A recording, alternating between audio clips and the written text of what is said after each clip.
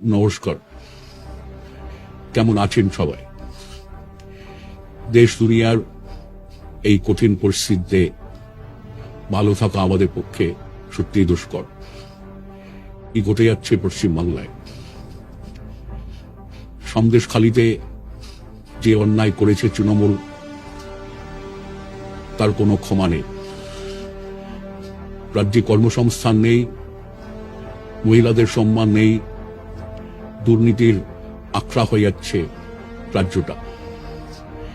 আমরা রাজ্যটাকে সুন্দর করে সাজিয়ে তুলছিলাম।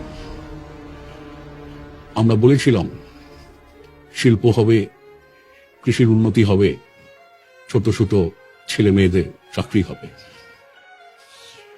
ওদিকে কেন্দ্রে ক্ষমতা দখল করে বসে আছে দাঙ্গাবাজ বিজেপি, দুর্নীতিগ্রস্ত বিজেপি।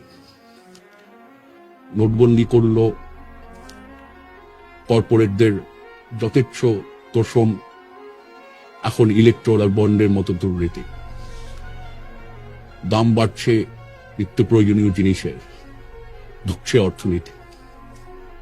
প্রতিদিন সাম্প্রদায়িক ঘৃণা ছড়াচ্ছে বিজেপি। আরো শেষ, মনে রাখবেন তৃণমূলের আমলেই কিন্তু বাংলায় বিজেপির বারবারন্ত।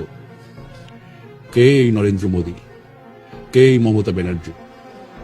আমাদের দেশকে, রাজ্যকে ধ্বংস করার সুযোগ ওদের দেবেন না। এই নির্বাচনে জয়ী করুন বাম, গণতান্ত্রিক, ধর্মনিরপেক্ষ শক্তির প্রার্থীদের। সামনে লড়াই, এ লড়াই লড়তে হবে, এ লড়াই জিততে হবে। ধন্যবাদ।